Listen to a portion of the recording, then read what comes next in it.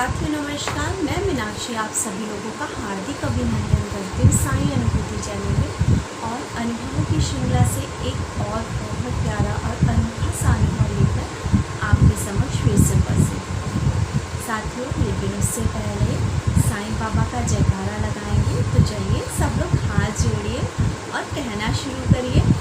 ओम श्री सच्चिदानंद सद्गुरु साईनाथ महाराज की जय। अनंत कोटि ब्रह्मांड नायक राजाधिराज योगी राज परम ब्रह्म श्री सच्चिदानंद सद्गुरु साईनाथ महाराज की जय। ओम साई राम दोस्तों, तो चलिए शुरू करते हैं एक और प्यारा अनोखा सा अनुभव या अनुभवों की श्रृंखला। ये जो अनुभव मुझे भेजा है वो मुझे भेजा है विनय जी ने, जो कि कर्नाटका के मैसूर से हैं।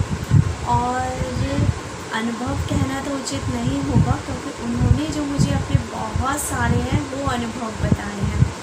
और हम शुरुआत करते हैं उस अनुभव से जब से बाबा से ये जुड़े।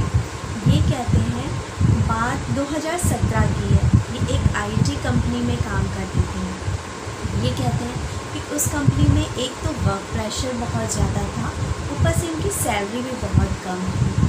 और इन दोनों चीज़ों के अलावा इनकी जो मैनेजर था उससे इनकी बिल्कुल भी नहीं बनती थी। और ये जो अपनी जॉब छोड़ना चाहते थे, लेकिन बहुत प्रयासों के बाद भी कोई दूसरी अपॉर्चुनिटी इन्हें मिल नहीं थी। अब अपॉर्चुनिटी ना मिलने का भी रीज़न था ये, क्योंकि इनकी जो ये कंपनी थी उसने जो नोटिस पीरियड कह रखा था वो कह रखा था कि 3 मंथ का। यदि किसी भी बंदे को जॉब छोड़नी है तो वो 3 महीने का पहले नोटिस पीरियड देगा और उसके बाद ही जॉब स्विच कर सकता है। 3 महीने का जो नोटिस पीरियड होता है दोस्तों, वो एक बहुत लंबा टाइम पीरियड होता है, जिसमें कि अदर कंपनी हायर बहुत कम करती है। यही कारण था कि विनय जी इंटरव्यू तो देते थे लेकिन शॉर्टलिस्ट नहीं हो पाते थे बिकॉज ऑफ इनके 3 मंथ्स की नोटिस पीरियड की वजह से। लेकिन चलिए वक्त बीता गया और ये कहता है कि मैं इतना परेशान था, मेरी मैनेजर से बनती नहीं थी कि मेरे दिन उस जॉब में बहुत पेनफुली कट रहे थे, क्योंकि कोई दूसरी जॉब नहीं थी, इसलिए छोड़ भी नहीं सकते थे। ये कहते हैं 2018 की बात है, फेब 12 में इनका बर्थडे होता है। ये 12 फरवरी के दिन इन्होंने ये सोचा कि चलो कि बर्थडे है, और बर्थडे के साथ साथ ये कहते हैं कि उस साल जो महाशिवरात्रि थी वो इनके बर्थडे के दूसरे दिन हुई थी, यानी 13 तारीख की महाशिवरात्रि थी। इन्होंने कहा इस अवसर पे क्यों ना शिव मंदिर होकर आया जाए। इन्होंने अपने उस टाइम का जो रूममेट था उससे पूछा कि यहाँ पे कोई शिव मंदिर है कि मुझे मंदिर जाना है। तो इनका जो दोस्त है वो बताते हैं यहाँ पे शिव मंदिर तो कोई नहीं है, लेकिन 5 किलोमीटर दूर यहाँ से एक साईं बाबा का मंदिर है, यदि आप वहाँ जाना चाहो तो वहाँ जा सकते हैं। अब इनके मन में विचार आया कि मंदिर तो जाना ही है, और फिर चाहे वो साईं बाबा का हो और चाहे वो किसी और भगवान का, लेकिन मुझे मंदिर जाना है। वो कहते हैं इससे पहले इन्होंने बाबा के बारे में इन्हें ज़्यादा पता नहीं था और ये बाबा को मानते नहीं थे, लेकिन क्योंकि मंदिर जाना था तो ये मंदिर जाते हैं।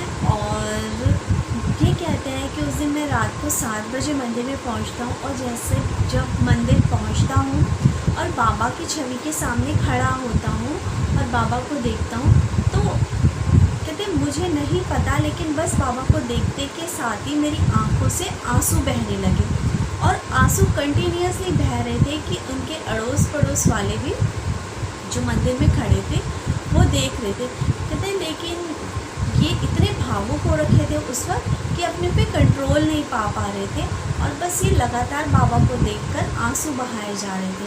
कहते हैं इसी दौरान उन्होंने बाबा को चैलेंज किया और इन्होंने कहा कि बाबा, यदि आप सच्चे हैं, आप शिरडी के सच्चे भगवान हैं, सच्चे संत हैं, तो यदि जिस पेनफुल कंडीशन से मैं गुज़र रहा हूँ कि मैं जॉब नहीं छोड़ पा रहा हूँ, जॉब नहीं स्विच कर पा रहा हूँ, यदि आप मुझे कोई दूसरी जॉब दिला दे तो मैं आपका भक्त बन जाऊंगा और मैं उसी दौरान आपके 1 साल के अंदर अंदर मैं आपके शिरडी आ जाऊंगा।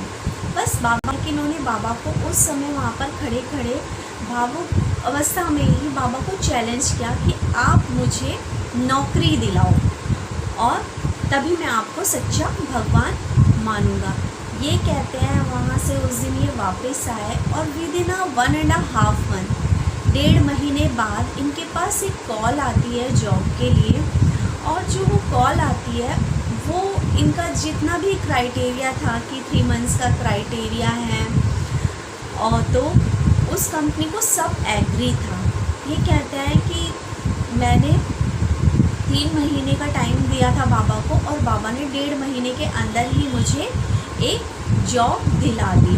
और ये कहते हैं कि मैं उस पर बहुत मान लिया बाबा को कि बाबा से को मैंने चैलेंज किया था और बाबा सच्चे ही वाकई ही एक सच्चे भगवान हैं और बाबा ने मुझे जॉब दिला दी। वो कहते हैं उनकी खुशी का पारावार नहीं था, क्योंकि जिस कंपनी में आपकी मैनेजर से नहीं बनती तो वो मैनेजर आपको हमेशा इल्ट्रेट करता है, आपके कामों में नुक्स निकालता है। ये हम सभी लोग समझ सकते हैं। यदि बॉस से नहीं बनती तो सर्वाइव करना बहुत मुश्किल होता है। इनको जॉब मिल जाती है और ये शिरडी होकर आ जाते हैं। ये कहते हैं कि अधिकतर ये YouTube चैनल देखा करते हैं, बाबा के अनुभव सुना करते हैं। तो ऐसे ही एक बार जब ये YouTube देख रहे थे तो स्क्रॉल जब ये कर रहे थे तो इन्हें एक चैनल पे ये प्रसारित किया जा रहा था कि कुछ ढोंगी जो बाबा हैं उन लोगों को पकड़ा गया है, उनकी जो है पोल खोली गई है। तो इनके मन में अचानक से एक क्लिक हुआ, कहीं शिरडी साईं बाबा भी ढोंगी तो नहीं है और कहीं मेरा जो विश्वास है और जो मैं कह रहा हूँ मानता हूँ बाबा को वो गलत तो नहीं है। वो कहते बस इतना ही कहना था। वो कुछ सेकंडों का और कुछ मिनटों का ही वो था कि उनके दिमाग में ये सारी चीज़ आई और उसके बाद थोड़ी देर बाद इन्होंने सोचा कि चलो मैं क्या करता हूँ, अपने फ़ोन का जो वॉलपेपर है, ठीक है, वो चेंज कर लेता हूँ और एक बाबा की फ़ोटो लगा देता हूँ। ये कहते हैं कि इनके मोबाइल में बाबा की बहुत सारी पिक्स थी, बहुत सारी। इन्होंने जैसे ही मोबाइल उठाया और बाबा की फ़ोटो लगानी चाहिए तो ये देखते क्या है कि बाबा की एक भी तस्वीर इनके मोबाइल में नहीं है। ये बहुत शॉक्ड होते हैं इस चीज़ के लिए कि बाबा की एक भी तस्वीर नहीं है मेरे मोबाइल के अंदर, ये कैसे होगा। वो कहते हैं उस बीच मेरे रूम में, उस रूम में कोई भी नहीं था, मैं बिल्कुल अकेला था, लेकिन सिर्फ बाबा की जो पिक्स थी वही उसमें नहीं थी। उनकी पर्सनल जो फ़ोटोज़ थी वो मोबाइल में एज इट इज़ थी। उन्हें कुछ समझ नहीं आया और फिर उसके बाद उनके माइंड में एकदम से ये आया कि कहीं मैंने अपने साईं पे अविश्वास किया, इसलिए बाबा मुझसे रूठ के तो नहीं चले गए, इसलिए बाबा चले गए मेरे पास से। और ये कहते हैं और इन्होंने जो मुझे एक्सपीरियंस लिख के भेजा है उसमें इन्होंने कहा है कि ये बात बिल्कुल सच है। उस वक्त मैं बिल्कुल ब्लैंक हो गया था, मुझे कुछ समझ में नहीं आ रहा था कि बाबा के ऊपर कुछ सेकंडों का मेरा जो अविश्वास था उसने मुझे बाबा से दूर कर दिया और बाबा मेरे मोबाइल में बाबा की एक भी फ़ोटो मुझे नहीं मिली। कहते अगर ये टेक्निकल फॉल्ट होता, अगर ये फ़ोन का टेक्निकल फॉल्ट होता तो सारी फ़ोटो ही वहाँ से डिलीट होनी चाहिए थी, लेकिन सिर्फ बाबा की ही फ़ोटो डिलीट हुई। इसके अलावा जितनी भी पर्सनल फ़ोटोग्राफ्स थी उनकी वो एज इट इज़ ही थी।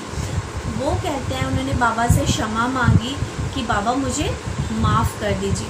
वो कहते हैं मेरी लाइफ के जो फर्स्ट एक्सपीरियंस बाबा से मिलने वाला और ये दूसरा कुछ क्षण के लिए बाबा पे अविश्वास करना और बाबा का मेरे मोबाइल से सारी फ़ोटो जो थी उनका हट जाना मुझे ये विश्वास दिलाता है कि बाबा वाकई में आज भी अपने वचनों को पूरा करते हैं और लोगों की इच्छाओं को, लोगों की मन्नतों को पूरी करने के लिए अपने भक्तों के पास आते हैं, लोगों की मदद करने के लिए आते हैं, लेकिन उन पे किया गया एक छोटा सा अविश्वास भी वो बाबा से उन्हें दूर ले जाता है। साथियों, आज का जो ये एक्सपीरियंस है वो हमें सिर्फ यही समझाता है, बहुत सारे लोग हैं, बहुत सारे साईं डिवोटीज़ हैं जिनके हमारे पास फ़ोन आते हैं, मैसेजेस आते हैं और वो ये परेशान हो रहे होते हैं कि हमारा ये काम नहीं बन रहा और हमारा ये काम नहीं बन रहा। और फिर जब मैं उन्हें कहती हूँ कि आप साईं सचरित पढ़ो या कष्ट निवारण पढ़ो, 11 मंत्र पढ़ो या स्तवन मंजरी का पाठ करो, तो ये मुझसे एक सवाल ये कहते हैं क्या हो जाएगा। तो हमेशा से मेरा यही कहना होता है कि अनुभव करो, सत्य पहचानो, संशय न लाना, विश्वास जगाना, ये मंत्र सुखों का है खजाना। भक्तों, जो कष्ट निवारण है ना, उसमें भी लिखा हुआ है कि संशय मत लो, बाबा की भक्ति विश्वास है। अगर आप विश्वास कर लेंगे तो आपके ऐसे ऐसे काम भी बनेंगे जिनके बारे में आपने सोचा नहीं था। और यदि आप विश्वास नहीं करोगे तो आप खुद आपको यकीन आ जाएगा कि उस वक्त आपके शायद इजी काम भी बनने में डिफ़िकल्टीज आ रही हो। इसलिए बाबा पे पूर्णतः विश्वास करिए, जिस तरह से विनय जी ने करा। विनय जी को अपनी गलती का एहसास हुआ, क्योंकि कहाँ बाबा ने उनको इतने डिफ़िकल्ट जॉब से जब वो सर्वाइव कर रहे थे, उन्होंने बाबा को चैलेंज किया और बाबा ने प्रमाणित किया इस चीज़ को कि मैं हूँ, देख मैंने तेरे दुखों को दूर कर दिया, अच्छे पैकेज पे तुझे सैलरी भी मिल गई और अच्छी जॉब भी मिल गई। लेकिन इस पर तू आज सिर्फ क्योंकि लोगों ने कह दिया, ठीक है, इसलिए तूने मुझ पे अविश्वास करके अपने मन में ये संशय लाया कि कहीं बाबा भी ऐसे ही तो नहीं हैं। तो बाबा ने उसी क्षण उन्हें दिखाया कि अगर तू ये समझता है कि मैं ऐसा हूँ तो ले, मैं चला तेरे पास से। इसलिए दोस्तों, यदि आप लोग चाहते हैं कि आपके काम बने तो बाबा पे विश्वास करिए, पूर्णतः श्रद्धा के साथ विश्वास करिए। कभी कभी वक्त लगती है कामों को पूरा होने में, क्योंकि हमारे कर्मास ऐसे होते हैं। कभी कभी हमें पता नहीं होता कि हमने कौन से कर्मास किए हैं, ठीक है, उनका फल हमें भोगना होता है। लेकिन आप ये सोचिए, उन कर्मों को भोगते हुए भी और बाबा को मानते हुए हम आसानी से उन चीज़ों को पार करते हैं, उन डिफ़िकल्टीज़ को पार कर जाते हैं। कुछ लोग दुखों की वजह से आत्महत्या कर लेते हैं, घर छोड़ के चले जाते हैं, मेंटली डिस्टर्ब हो जाते हैं। तो मेरा कहना सिर्फ इतना है कि ईश्वर पे विश्वास बहुत ज़्यादा चालाक बन के नहीं किया जा सकता। अगर हम ये चला के करें कि हाँ, कि अच्छा हम किसी को कुछ बताएं और वो कहें अच्छा ये पढ़ने से वाकई ऐसा हो जाता है, तो डाउट मत करिए। आप सामने वाले को पूरे के मत ये कोशिश करिए कि हाँ वाकई ऐसा हो जाएगा या नहीं हो जाएगा। वो एक विश्वास से आपको किसी मंत्र का उच्चारण के लिए कहते हैं, किसी पुस्तिका के पढ़ने के लिए कहते हैं, 11 वचन के लिए कहते हैं, तो उन पे विश्वास करके, बाबा पे विश्वास करके और एटलीस्ट अपने ऊपर विश्वास करके और अपने कर्मास पे कि हाँ हम किसी चीज़ को पाने के लिए हम भी अच्छा कर्म करेंगे, वो विश्वास करके बाबा को मानिए, आपके सारे काम बनेंगे। और बस इसी के साथ सिर्फ इतना कहूँगी जो कि मैं हमेशा से मानती आई हूँ, जब कोई नहीं आता मेरे साईं आते हैं, मेरे दुख के दिनों में वो बड़े काम आते हैं, मेरे दुख के दिनों में वो बड़े काम आते हैं। ओम साई राम दोस्तों। इसी के साथ चैनल को लाइक करिए, शेयर करिए, ज़्यादा से ज़्यादा सब्सक्राइब करिए और चैनल को अप्रिशिएट करने की बहुत बहुत धन्यवाद।